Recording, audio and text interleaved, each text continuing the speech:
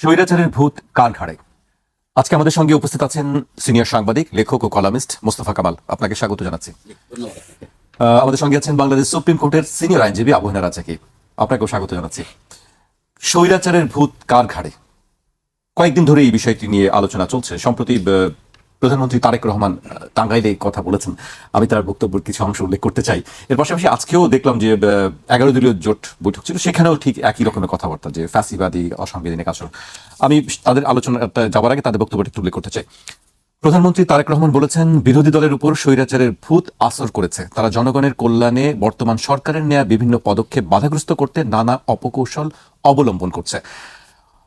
আজকে 11 দলীয় জোটের যে মিটিং ছিল, সেখানে বলা হয়েছে, জাতীয় নির্বাচন ও গণভোটের মাধ্যমে দেশের মানুষ যে স্বপ্ন দেখেছিল, সেই স্বপ্ন পূরণ হয়নি জানিয়ে গোলাম পরোয়ার বলেন, দেশের মানুষের গণরায় বর্তমান সরকার উপেক্ষা করে দেশের মানুষের বিরুদ্ধে অবস্থান নিয়েছে। জনগণের পক্ষে হওয়া আন্দোলন দমনে সরকার যে হুমকি দিচ্ছে, তা ফ্যাসিবাদী ও অসাংবিধানিক আচরণ। আন্দোলন দমনে পতিত সরকারের মতো আচরণ করলে পরিণতিও তাদের মতোই হবে। এ সময় তেল সংকট, হাম সংক্রমণ পরিস্থিতি সামাল দিতে সরকার ব্যর্থ হয়েছে বলেও দাবি করেন জামায়াতের সেক্রেটারি জেনারেল। কামাল ভাই, আপনার কাছে কি মনে হচ্ছে যে স্বৈরাচারের ভূত আসলে কার উপর আসর করেছে? ধন্যবাদ। খুব চমৎকার বিষয় আপনি তুলে এনেছেন। তো যে দুটি দল বা যে দুটি পক্ষ একে অন্যকে এই দোষী সাব্যস্ত করছে, সমান্তরালে আবার কল্যাণ কামনা করছে এই অর্থে যে এই ভূতটা যদি কারো উপর সোয়ার হয়, তাহলে তার পরিণতি খুব খারাপ হয়। তার মানে জামাতও বিএনপির খারাপ পরিণতি চাচ্ছে না, বিএনপিও জামাতের খারাপ পরিণতি চাচ্ছে না। তো একসময় তারা উভয়ে কিন্তু বিগত সরকারটিকে স্বৈরাচারে বলতো। তখন এই দুটি দলের মধ্যে এত চেনা জানা, আমরা এই তিনজনের কেউ কিন্তু তাদেরকে এত চিনি না। বিএনপি জামাতকে যত চেনে বা জামাত বিএনপিকে যত ভালো করে চেনে, একদম হাড়ির খবর জানার বিষয় যেটা। ওই ক্ষেত্রে কোন আচারে কে অভ্যস্ত বা কার উপর কোন আচার পড়েছে, স্বৈরাচার আর দুরাচার আর বেবিচার অনাচার, যে আচারে হোক, অর্থাৎ আচারের একটা অস্তিত্ব তারা পাচ্ছেন। তো যদি এমনটা হয়ে থাকে যে কল্যাণ কামনা করে সতর্ক করছেন, তাহলে এটা আমাদের সবার জন্য ভালো। কল্যাণ আচার, জি, কল্যাণ আচার যদি তাদের উভয়ের জন্য তো ভালোই, দেশের জন্য ভালো। এই গেল একদিক। আবার যদি এমনটা হয়ে থাকে যে শুধু একটু খোঁচা দেয়া, একটু বিব্রত করা, দোষী সাব্যস্ত করা, সেটা বোধহয় খুব দ্রুত সম্ভব হবে না। এই কারণে নতুন যে বাস্তবতা, বন্দোবস্ত যদি নাও বলে থাকি, নতুন যে বাস্তবতা, একটা নির্বাচনের খুব আকাঙ্ক্ষা ছিল। তখন থেকে দল দুটোর মধ্যে একটু মতের ঘাটতি আমরা খেয়াল করেছি। এক পক্ষ খুব দ্রুত চেয়েছে, আরেক পক্ষ যে আরো পরে হলে ভালো হয়, বা এটা আগে হলে ভালো হয়, ওইটা পরে হলে ভালো হয়। এর মধ্য দিয়ে দেশের একটা বিশাল জনগোষ্ঠী চেয়েছে যে নির্বাচনটা হয়ে যাক। কেন? যে অন্তর্বর্তী সরকার অনির্বাচিত, বা মাঝে মধ্যে অনির্বাচিত বলতে গিয়ে অসাংবিধানিকতা তারা বলে ফেলতেন, যে তার চেয়ে একটা নির্বাচিত সরকার ভালো করবে, দেশ একটা স্টেবল হবে। এটা হচ্ছে একটা আকাঙ্ক্ষার বিষয়। এই আকাঙ্ক্ষার পথে সবাই যে বিএনপিকে পছন্দ করে ক্ষমতায় এনেছে, বিষয়টা কিন্তু ওই রকমও নয়। বিষয়টা হচ্ছে দেশটা একটা লাইনে উঠুক, একটা রাজনৈতিক সরকার আসুক। তো নানান সমীকরণে বিএনপি বেটার, তারা বিএনপিকে রায় দিয়েছে। তো আবার জামাত ইসলামও তো জিতেছে, অনেক আসনে জিতেছে। তারা এখন যে সাহসের সাথে কথা বলছে, যেভাবে বিচরণ করছে, সামনে হয়তো বা আরো ভালো কিছু তারা দেখছে, এটাও তো ভালো খবর। সেই সাথে আমরা গণমাধ্যমের জায়গা থেকে আমি আপনি বোধহয় একটা জিনিস একমত না হয়ে পারি না, সেটা হচ্ছে যে একটু সমালোচনা থাকা ভালো। সমালোচনা না বলে এটাকে চাপও বলা যায়। কারণ বিগত 17 বছর আমরা যে সরকারটিকে স্বৈরাচার বলতাম, স্বেচ্ছাচার বলতাম, ফ্যাসিস্ট বলতাম, তাকে ফ্যাসিস্ট করার পেছনে ওই 17 বছর যে গৃহপালিত বিরোধী দলটি ছিল, কখনো একটা টু শব্দও করেনি। সামান্য বর্তমান বিরোধী দলকে আপনার কাছে মনে হয় যে সংসদে যে বিষয়গুলো, আরো বিষয়গুলো নিয়ে যে কথা বলা দরকার ছিল, সেই বিষয়ে তারা যথাযথভাবে সেই দায়িত্ব পালন করছে, বা সেই প্রসঙ্গগুলো তারা তুলতে পারছে? এখনো পারছে না। তারা এখনো খেয়াল করবার মতো বিষয়, সনদ অথবা গণভোট, এগুলো নিয়ে বেশি ব্যস্ত সময় পার করছে। বিরোধী দলের জায়গা থেকে আপনার প্রশ্নটা খুব সুন্দর প্রশ্ন। আমরা কিন্তু সংসদে যে জরুরি জনগুরুত্বপূর্ণ বিষয় বলা হয় বা মুলতবি প্রস্তাব বলা হয়, অর্থাৎ গুরুত্ব বিবেচনা যেটা করা হয়, হাম নিয়ে একটা আলোচনা কিন্তু দেখি নাই। বা দেশে যে এখন জ্বালানি সংকট যাচ্ছে, এই নিয়ে কিন্তু ওই রকম গুরুত্ব দিয়ে আলোচনা দেখি যে সংকট নেই, তারা সংকট নেই মনে করছে। তো নেইও ভালো খবর, তো আবার আমরা যে ভুগছি সেটা তো ভালো খবর নয়। তো এরকমটা করতে গেলে একটা সময়ে এর মধ্যে চলে এসেছে সামনে, গোপন করার কোনো সুযোগ নাই। আপনি সাবজেক্ট না করেন, আমি না বলি, রাজ্জাকি ভাই না বলুক, এখনকার তথ্যের যে প্রবাহ, কথা কিন্তু থেমে থাকে না, গোপনও থাকে না। কথা আসে মাঝে মধ্যে যে ক্লাসটা কি অনলাইনে হয় ভালো হয়, অফলাইনে করলে কত সাশ্রয় হয়, হতে হতে এটা কিন্তু সর্বশেষ আমাদের সুপ্রিম কোর্ট বার কাউন্সিলেও চলে এসেছে। তো এইভাবে যদি চলতে থাকে আর সংসদের যদি এই ফরম্যাট চলতে থাকে, শুধু কয়েকটা সুনির্দিষ্ট বিষয় নিয়ে যত বাতচিত, কোন দিন প্রশ্ন আসবে যে একটু বিদ্যুৎ সাশ্রয়ের জন্য সংসদও একটু অনলাইনে চালু করে দেন, খরচ কমবে তো। কারণ আপনি মুখ আটকে রাখতে পারবেন না। তো এরকম একটা অবস্থায় দুটি দলের উপলব্ধির বিষয় আছে, দেশ সংকটে আছে, এটা নিয়ে কোনো সন্দেহ নেই, সংকট গোপন করার বিষয় নয়। আবার এই সংকটের জন্য সরকার দায়ীও নয়, এমন নয় যে এই সরকার এই সংকট তৈরি করেছে। অতএব সংকট বা সমস্যা যখন স্বীকার করে নেওয়া হবে, স্বীকার করে নেওয়ার পর কিন্তু সমাধানটা একটু সহজ হয়। ওই ক্ষেত্রে এখন যে দুটি পক্ষ, সরকারি পক্ষ আর বিপক্ষ, তাদের মধ্যে দিন শেষে বিরোধ থাকবে বলে অন্তত মনে করা যায় না। কারণ তারা একই পথে ছিলেন দীর্ঘ 17টি বছর, কম কথা নয়। ঘর সংসারও টেকে না অনেকের 17 বছর, কিন্তু তারা কত কঠিন সময় পার করে ঐক্যটা রক্ষা করেছেন। তো দেশের স্বার্থে, এমনকি নিজেদের স্বার্থে, তারা নিশ্চয়ই সেটা ভাববেন। জি, আমি আপনার কাছে আবারও আসবো। আজকে যদিও তারা নতুন একটি কর্মসূচি ঘোষণা করেছেন, এর আগেও কর্মসূচি ঘোষণা করেছেন, 2 তারিখ পর্যন্ত তাদের কর্মসূচি ঘোষণা করা হয়েছে এবং এর পরে তারা আরো বড় ধরনের একটি কর্মসূচির কথা ভাবছেন। আমি আবু হেনা রাজ্জাকের কাছে আসতে চাই। স্বৈরাচারের ভূত আসলে কার ঘাড়ে? এই তো যথার্থ বলছেন আমার মোস্তফা কামাল ভাই। মানে পরিষ্কার না আসলে দুজনের ঘাড়েই নাকি কারো কোনো এক পক্ষের ঘাড়ে? আসলে বিষয়টা হচ্ছে কি, শুনেন, স্বৈরাচার যদি ধরেন, স্বৈরাচার একটা শক্তি, গণতন্ত্র একটা শক্তি, 2/3 মেজরিটি একটা শক্তি। এই 3টা পার্ট যে বললাম, এই 3টা পার্টের সাথে সম্পৃক্ত রাজনীতিবিদরা, এবং এই রাজনীতিবিদরা নির্বাচিত হওয়ার পর রাষ্ট্রের অন্যান্য অর্গানগুলা চালায়। যত প্রতিষ্ঠান আছে যাদেরকে আমরা দায়িত্ব দিই, তারা 18 কোটি লোকের পক্ষে রিপ্রেজেন্টেটিভ। যে প্রক্রিয়া আসুক, সব প্রক্রিয়া নিয়ে আমাদের প্রশ্ন আছে, ওগুলা কেউ ধার ধারে না, নিয়ম কানুন কেউ মানে না। আপনি টপ যখন নিয়ম মানেন না, উপরে গিয়ে আপনি নিয়ম বানাইলে আরেকজন না মানলে আপনি তাকে কাস্টডিতে নিয়ে যান, পিটান, টর্চার করেন। কিন্তু আপনি একবারও ভাবছেন না যে আপনার প্রক্রিয়াটা স্বচ্ছ কিনা। কেন কথাটা বললাম?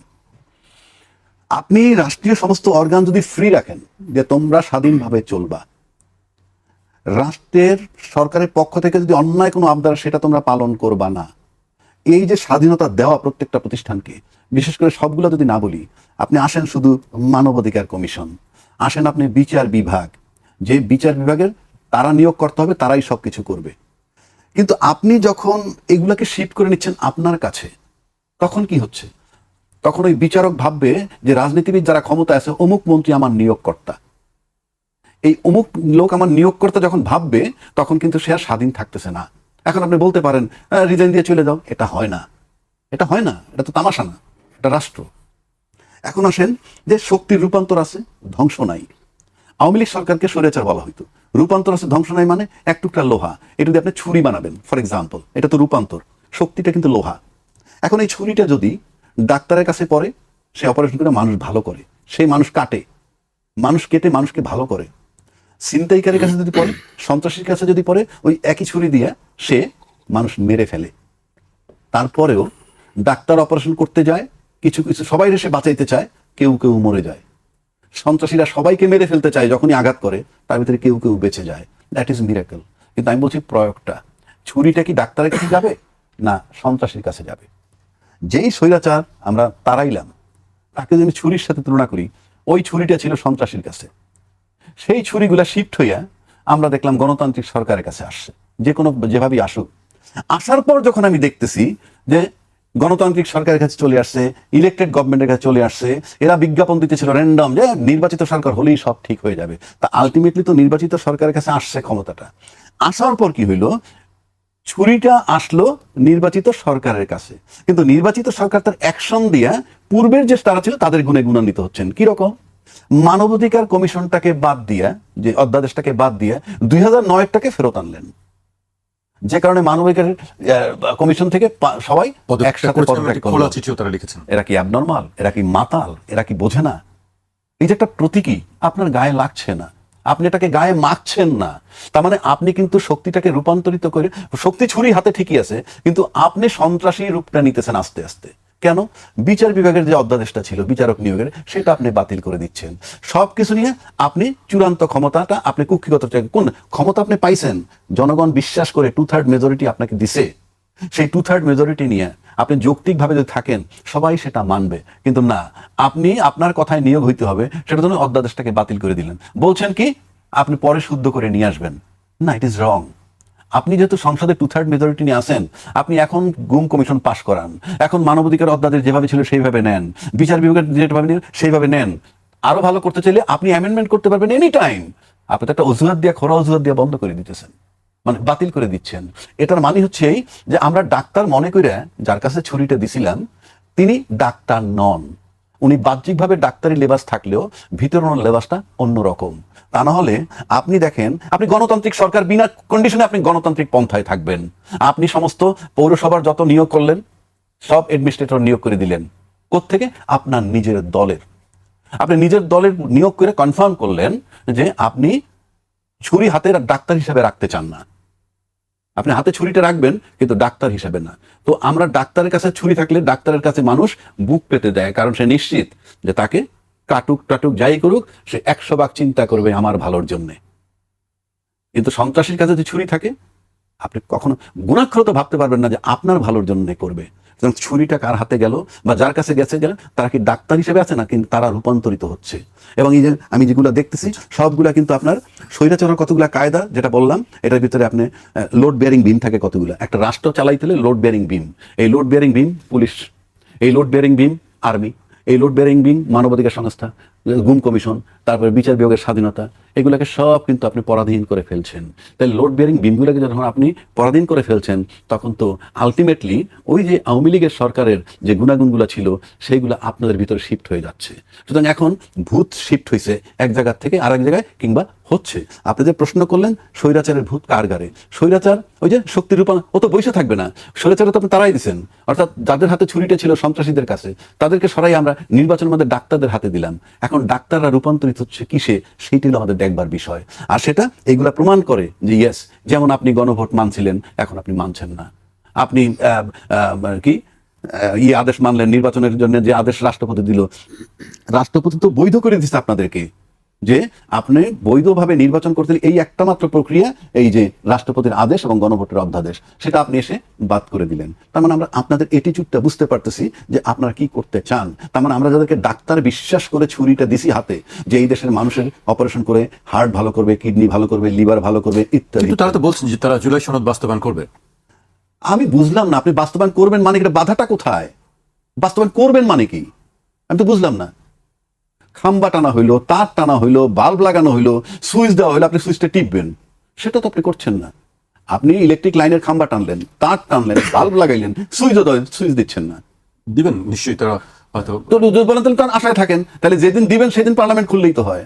আপনি unnecessary you are wasting time and you are losing time and money both. আপনি বলেন না গত 2 মাসের মধ্যে যতবার সংসদটা বসছে, what is the use of it? আপনি বলতে হবে তো। কোনো আর্গুমেন্ট হয় নাই, কিচ্ছু হয় নাই, কোনো যৌক্তিক আলোচনা হয় নাই। আপনি বলতেছেন এটা অবৈধ, বলতেছেন এটা বেআইনি, রাষ্ট্রপতি এটা পারেন না। আমি পরিষ্কার আইনের ভাষা বলতেছি যে আপনি যেটা একবার মেনে নিবেন, in accordance with law, no right, আপনি ওখান থেকে সরতেই পারবেন না। আইন বলতেছে, আপনি আইন, পরিষ্কার আইন বলতেছে।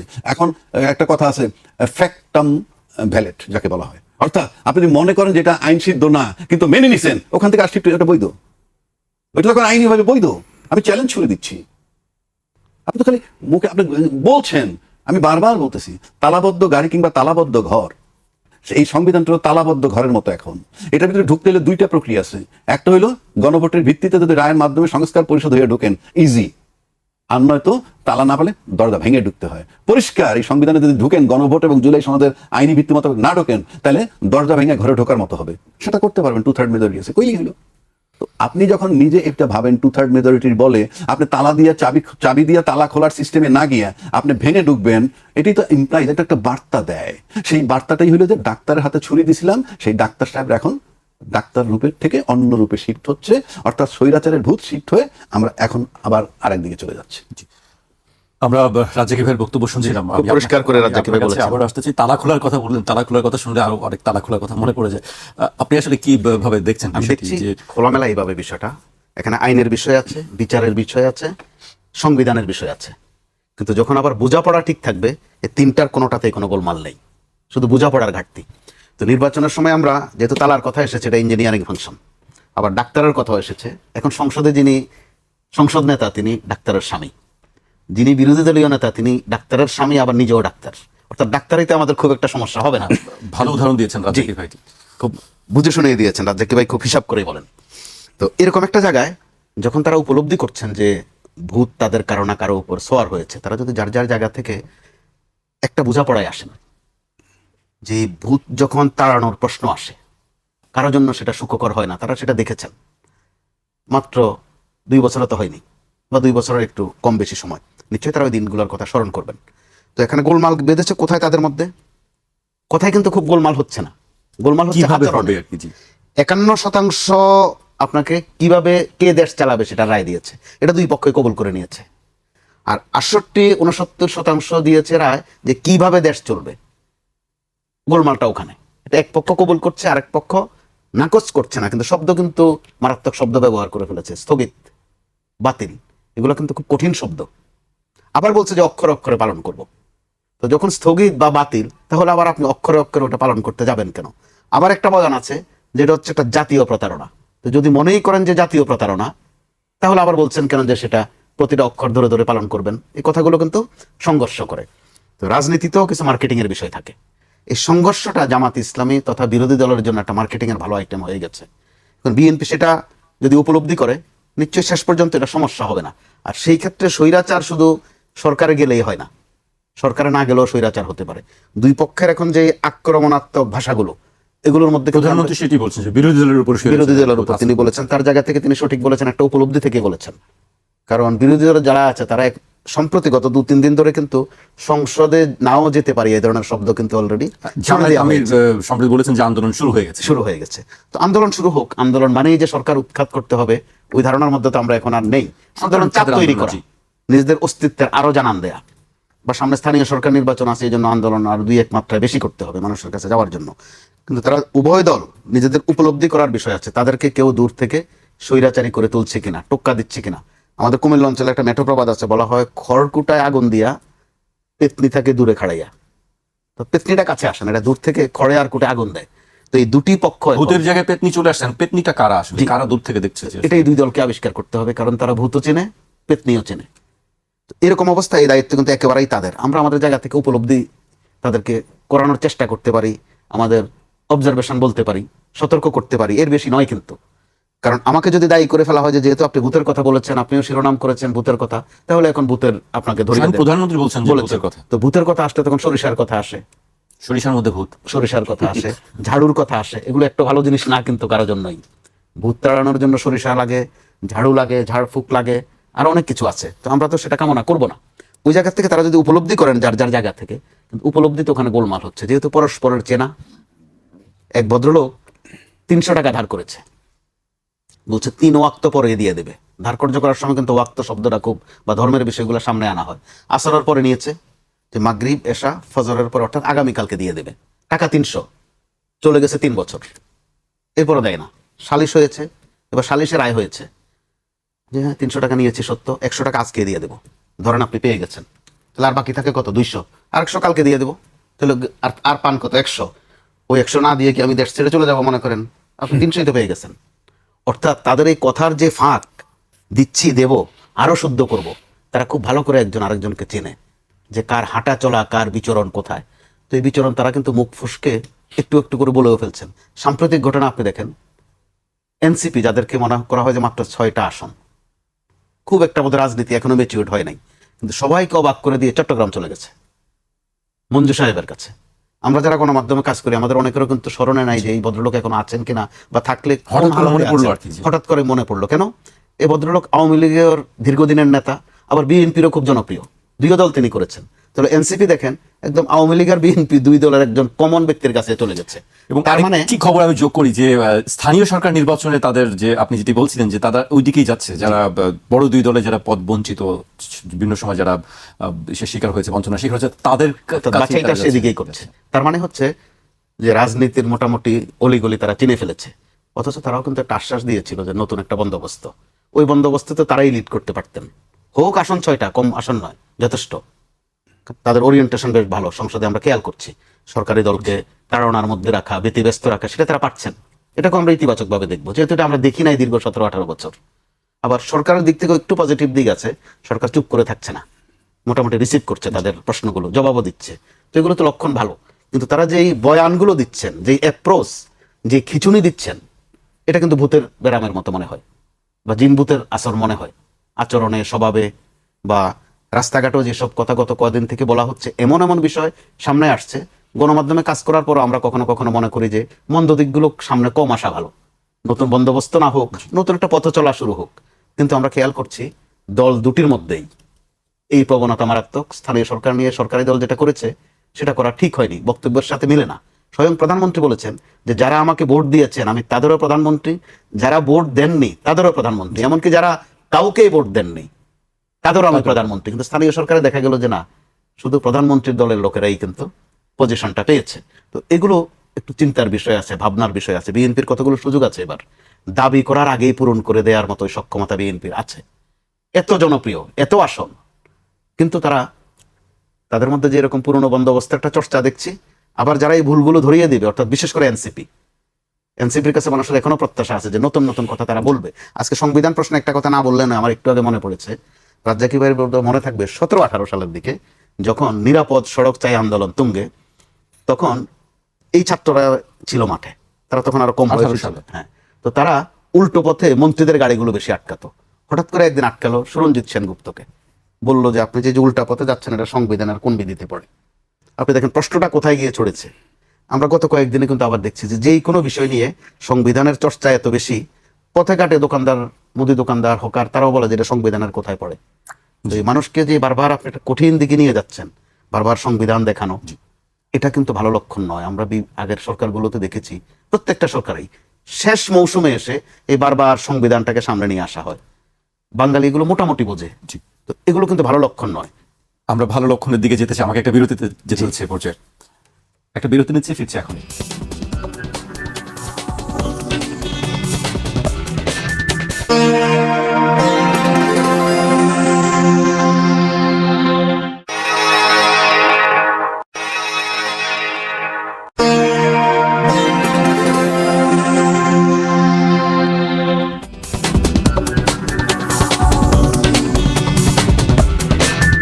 বিরতির পর আবারও স্বাগত। আপনারা দেখছেন 21 রাত। আমাদের সঙ্গে আছেন সিনিয়র সাংবাদিক, লেখক ও কলামিস্ট মোস্তফা কামাল এবং বাংলাদেশ সুপ্রিম কোর্টের সিনিয়র আইনজীবী আবু হেনা রাজ্জাকি।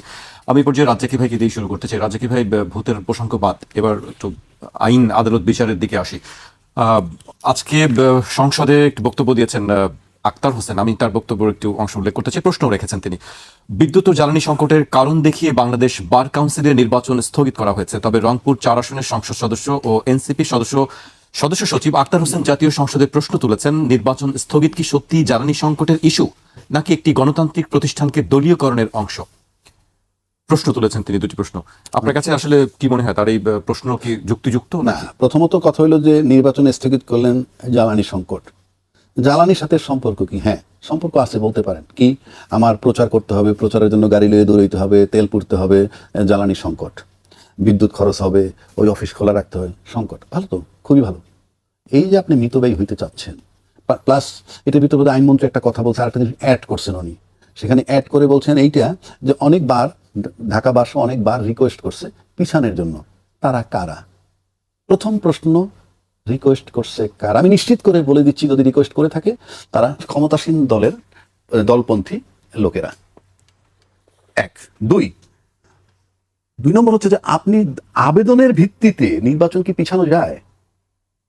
যদি বলেন কিভাবে যায়, সবটার মূল হলো 2/3 মেজরিটি। 2/3 মেজরিটি। আপনি কেন এই চিন্তা করবেন? আপনি তো গণতান্ত্রিক সরকার, আপনার সমস্ত নিয়োগ কেন হতে যাচ্ছে অন্তর্বর্তীকালীন সরকারের মতো, যাকে আপনারা বলতেন অনির্বাচিত সরকার, বাট 106 দ্বারা বিধান মতে বা জনগণ তাকে সমর্থন দিয়ে বসাইছে। আপনারা মানে নির্বাচিত হওয়ার পর যেগুলো বললাম, কিছু জেলা পরিষদের চেয়ারম্যান, তারপরে পৌরসভার মেয়র, সিটি মেয়র টেয়র, সব টোটালটা তো আপনার দল থেকে দিচ্ছেন। আপনার দল থেকে আপনি যদি নির্বাচন হইতো, আপনি কি নিশ্চিত যে এই লোকগুলা, এই শতভাগ আপনাদের লোক পাশ করতো? তাহলে আপনি অ্যাভয়েড করতেছেন নির্বাচন।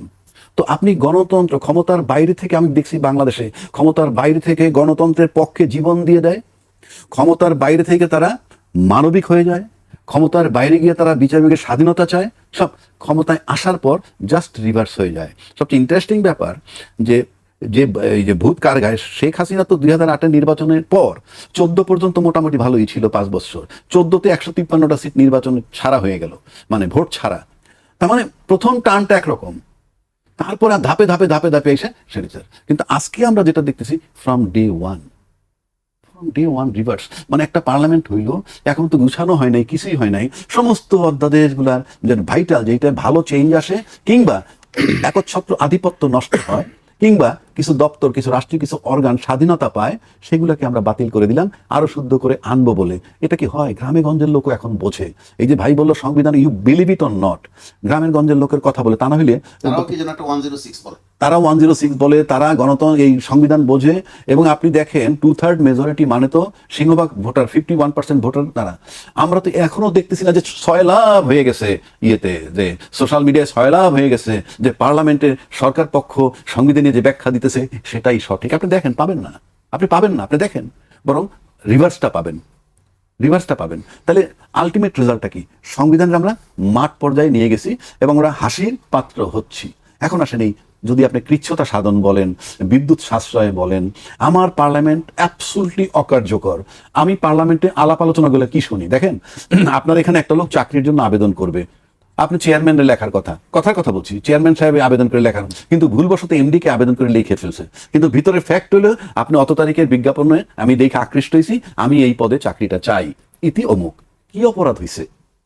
আপনি এমডি আর চেয়ারম্যান ভুল ধরে বসে থাকবেন? পার্লামেন্টে কি আলোচনা হইতেছে? প্রপার অ্যাড্রেস হয় নাই তো দেখে পড়েন না, তো ওইটা কইরেন না। আরে ভাই, আমার পরিবর্তন কি আসবে? সবাই তো র হ্যান্ড, সবাই র হ্যান্ড পার্লামেন্টে ভাইটাল রোলটা যারা প্লে করতেছে, they are just first hand, first time. আপনি যত কথাই বলেন, স্পিকার থেকে ধরেন সরকারি দলের যারা প্রতিনিধিত্ব করতেছে, যারা মুখপাত্র হিসেবে কথা বলতেছে, বিরোধী দলের যারা, সব র হ্যান্ড। আপনি বসে বসে ওই আলাপ কি হবে এটা দেশের? আপনার ভাইটাল কথাগুলো ঠিক আছে কিনা? আমার অ্যাড্রেসিং ঠিক হয় নাই, ওইটা বইলে আমি বলতে জুলাই সনদ বাস্তবায়ন করতে হবে, এটা আমরা মাইনে আসছি, এটা তো বেসিক কথা। এটা না বলে আপনি শুদ্ধ হেনে ভুল হইছে তো এটা পার্লামেন্টে শাহবাগ মন না, এটা পার্লামেন্ট, এই যে কথাগুলো আপনি বলতেছেন, আমরা তো পার্লামেন্টে দেখতেছি কে কোন কথা বলে। পার্লামেন্টে তাহলে শুধু আইনের মধ্যেই থাকেন না, শুধু আইন নিয়ে আলাপ, অন্য বিষয় দরকার নাই তো, কথার কথা বলছি। আর এই পার্লামেন্ট 2/3 মেজরিটিতে আপনি যা বলেন তাই। সুতরাং আপনি যদি কৃচ্ছতা সাধন করতে চান, বিদ্যুৎ বাঁচাইতে চান, তেল বাঁচাইতে চান, পার্লামেন্ট বন্ধ করে দেন। হ্যাঁ, এটা কথাটা আগেও বলছি, আজকেও বলছি, যে গাড়ি যদি বন্ধ করে রাখেন, মাঝে মাঝে স্টার্ট দিতে হয়, তাহলে ইঞ্জিনটা বৈশা যায়। কামাল ভাই বলছেন যে অনলাইনে আবার কোন দিন না না, সদস্যপদ যাতে আপনাদের বাতিল হয়ে না যায়, মাসে 2 দিন পার্লামেন্ট বসবেন, বৈশা থুবাইবেন কি কি বাদ দিবেন, থুবাইবেন কি কি পাশ করবেন, হ্যাঁ জয়যুক্ত না জয়যুক্ত, শেষ হয়ে গেল। Don't waste time. আবার একটা কথা আসে, এই যে বার কাউন্সিলের কথা আসলে সেই জন্য বসলাম। আপনি গণতান্ত্রিক সরকার, আপনি নির্বাচনে বিশ্বাসী না, এটা আপনি কাজে কর্মে প্রমাণ করতেছেন। কি কি আসে যায়? আপনি সংসদ নির্বাচন তোপের মধ্যে, আগুনের মধ্যে আমরা নির্বাচন করছি, কারণ নির্বাচিত সরকার আসলে দেশটা ভালো হবে। কিন্তু আপনার একবারও খেয়াল করেন নাই যে আগুনের জায়গায় আগুন রয়েছে, উপরে শুধু তুষ ছিল, ভিতরে আগুন। সেই জায়গাটা আপনার ঢুকছেন, ঢুকে কিন্তু আজকে আপনার বেকায়দাই পড়েছেন, ওভারকাম করতে পারতেছেন না। এখন পর্যন্ত সংবিধান সংশোধন কমিটি বানাইছেন, বানান না 2/3 মেজরিটি, কারণ ধার ধরেন কেন? বানাইয়া করে ফেলান দেখি, পারছেন না। It is not so easy, I am telling you, not so easy. করতে পারবেন, দরজা ধাক্কা দিয়া দরজা ভেঙে ঢুকেন, সেটাও তো ঢুকতেছেন না। Don't waste time. আপনি তো ওই অজুহাত দেন, আপনি কোনোটাই চালাইতে পারেন। স্রেফ করোনা টাইমের মতো ঘরে বসে থাকতে হবে, এবং তার কথা যদি ধরি আমি, তাহলে অনলাইনে আপনি পার্লামেন্ট করেন, কিচ্ছু আসে যায় না। আর যেটা বলছেন যে আপনার দ্রব্যমূল্যের, আপনি বলতে যে বিরোধী দল আনে না কেন? আমি বিরোধী দল আনবে কেন? আপনি কি করতেছেন? ইউ টেল মি, আপনি কি করতেছেন? এটা তো আপনার দায়িত্ব, রেসপন্সিবিলিটি আপনার। দুপক্ষেরই দুই পক্ষেরই। আচ্ছা, তেলের সংকট আপনি পার্লামেন্টে বসে বলতে হবে, আমরা যে তেলের সংকট ফেস করতেছি, এটা আপনি দেখেন না? আপনি পাম্পে যে লাইন আপনি দেখেন না? কথার কথা বলে আপনি দেখেন না? দ্রব্যমূল্যের ঊর্ধ্বগতি আপনি টের পান না? আপনি মাদক নির্মূল করেন, fine, I do appreciate it, কিন্তু এটা নিয়ে খুব বেশি আলোচনা হয় না। কিন্তু আমাকে চট করে আনলেন মাদক। আসার কথা কিন্তু যে দ্রব্যমূল্য নিয়ন্ত্রণ করবো, সিন্ডিকেট কোথায় কোথায় আছে আমরা ধরবো, ধরছেন? সিন্ডিকেট তো একটা ফ্যাক্টর। আপনি মাদকে চলে যাচ্ছেন, ফাইন, সেটা নিয়ে আমার দ্বিমত নাই, কিন্তু আপনি সিন্ডিকেট আসছেন না কেন? তেল জ্বালানির সংকট নাই, লাইনটা কেন? এটা কৈফিয়ত কি? লাইনটা কেন? আমার তো জানতে হবে লাইনটা কেন, লাইনটা কেন, আমার কারণটা জানতে হবে না? লাইনটা কেন? কি মানুষ অহেতুক লাইন দেয়? তো আমি সেই জায়গাগুলোতে আপনার কাজ করতে হবে। Don't make the people frustrated. আপনি যদি মানুষের কথা যে বলেন, আজকে মনে করেন যে আজকে যেমন অনেকে কথায় কথা বলে যে বিরোধী দল ডাক দিলে আন্দোলন হবে না, এটা যেমন কারেক্ট, একইভাবে মনে করবেন না যে সরকারি দল ডাক দিলেই তার লোক ঝাঁপাইয়ে পড়ে আন্দোলনকারী থামাবে, এটাও সঠিক নয়। কেন নয়? ওই যে শিফট হয়ে গেছে, গুণগত মান যে শিফট হয়ে গেছে, যেটা বললাম, এই শিফটের কারণে এই সরকারি দলেরই বহু লোক আছে, আমাদের সাথেও তো কথাবার্তা, আমি আশা করি যে ওনার সাথেও কথাবার্তা হয়, বহু লোক এই আদর্শগত কারণে তাদের সাথে নাই। কারণ যেই মিডিয়া এই সরকারকে এখন প্রেফার করতেছে, পীর সাহেবের মাইরে ফেলছে পিটাইয়া, তার ফলো আপ যে ভিউজ আসার কথা, নিউজ হয়, নিউজ কিন্তু ইম্পর্টেন্ট না। নিউজটা হলো কি, একটা ঘটনা ঘটতে বলে দিলাম, কিন্তু এরপরে ভিউজ থাকে, সেই ভিউজে আপনি মানে ফলো আপ দেখান, যে এই পীর সাহেব মারছে, এটা সঠিক হয় নাই, মত চলমান আছে। ইউসি, আমাকে একটা পেপারে দেখান না, দেখান।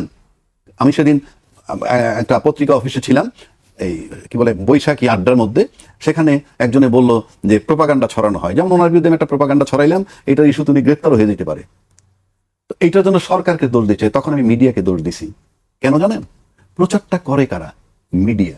দেয়ার are many ways, news, print media. মিডিয়ার এখন তো অনেক না না, ভাগ শাখা আমি হয়ে গেছে। বলতেছি print media, electronic media, social media, তাই না? এর মধ্যে main stream media main stream আছে তো। তাহলে যখন আমি মোস্তফা কামাল সম্পর্কে একটা তথ্য দিয়ে ফেলাইলাম এক পত্রিকার সম্পাদকরে, তার তো নৈতিক দায়িত্ব ওইটা ভেরিফাই। উনি যদি প্রচার করে ফেলেন, দোষটা তো আমার চেয়ে তার, আমারটা তো শোনে নাই। আমি যে কি প্রচার করেছি শুনে নাই তো। উনি যখন লিখলেন যে আবুল রাজ্জাক কি বলছে, Mostafa Kamal is doing this wrong, so media, তো মিডিয়ার রেসপন্সিবিলিটি তো সবচেয়ে বেশি। তারপরে এটা নিয়ে আমি টনক নড়াবো, কি করব না করব, কথার কথা বলছি। সুতরাং রেসপন্সিবিলিটি সবার আছে। একইভাবে আমরা দৃশ্যমান তেল নাই, দ্রব্যমূল্য ঊর্ধ্বগতি, আর আপনি মাদক নিয়ে করেন, সমস্যা নাই, কিন্তু আপনি এটা তো নৈতিক। কালকে বলে তেল বন্ধ হয়ে গেলে সব বন্ধ, তেল বন্ধ হয়ে গেলে বিদ্যুৎ উৎপাদন বন্ধ, বিদ্যুৎ উৎপাদন বলে ইন্ডাস্ট্রি বন্ধ, ইন্ডাস্ট্রি বন্ধ হলে লোক বেকার, লোক বেকার হয়ে মাঠে নামবে ফ্রাস্ট্রেটেড, তখন যে ডাক দিবে আপনার বিরুদ্ধে ওই লোকগুলো যাবে। Why you are making the people frustrated? It is আপনার রেসপন্সিবিলিটি। কারণ আপনি যদি একেবারেই কেয়ার না করেন 2/3 মেজরিটির বলে, আবার আপনি যদি সেই একই জিনিস করতে চান, হিস্ট্রি তো রিপিট করা। ওরা যেমন আন্দোলন, একটা বিপ্লব হয় না অত সহজে, একইভাবে শেখ হাসিনার মতো এই প্রশাসনটাকে আপনি চালাইতে পারবেন? আমি নিশ্চিত করে বলে দিচ্ছি, পারবেন না। এই কারণে পারবেন না যে তারাও লেসন নিছে, তারা ভিকটিম হইছে। সরকারের কথা শুনতে গিয়ে আজকে ভিকটিম হইছে, এদের সন্তান আছে, পরিবার পরিজন আছে, তারাও বলতেছে যে ডোন্ট ডু দ্যাট। আমি শিওর। সুতরাং আপনাকে মেইন চিন্তা করতে জনকল্যাণ। আপনি আইন বাদ দেন, আপনি গণভোট মানলেন কি মানলেন না, আপনি নির্বাচন কি বলে বিচার বিভাগটাকে স্বাধীন করে দেখান। কারণ যখনই 2/3 মেজরিটি পেয়ে যায়, আমরা দেখি বলে হ্যাঁ আদালত ডিসাইড করবে। তার মানে কি? ইউ আর শিওর অ্যাবাউট আদালত, আপনার কনফিডেন্স গ্রো হয়ে যায়। যে নাহলে আপনি আদালতে শিফট করেন কেন? আদালতে মানুষ ভয় পায়, আল্লাহ আদালত কি করে না করে, বাট ভেরি কনফিডেন্টলি আপনি যখন বলতেছেন আদালতের সিদ্ধান্ত আমরা চূড়ান্তভাবে মেনে নিব, এরকম কথা যদি বলেন, so you are sure about the result. So that is the tragedy, এবং সেটাই হলো স্বৈরাচারী। আপনার কাছে আমি আবারও আসবো। আমি আজকে আইন আদালত সংসদের মধ্যে আমরা থাকি। জি। সংসদে আজকে আইনমন্ত্রী আসাদুজ্জামান জানিয়েছেন যে 2025 সালের 31 ডিসেম্বর পর্যন্ত অধস্থন আদালতে 40,41,924টি মামলা বিচারাধীন। 40,41,000 বিশাল সংখ্যা। কারণ কি এত এটা মামলা জট বলা হয়? এটা আমরা বছরের পর বছর জটের চেয়ে আরো বেশি কিছু, অন্য কোনো শব্দ লাগে।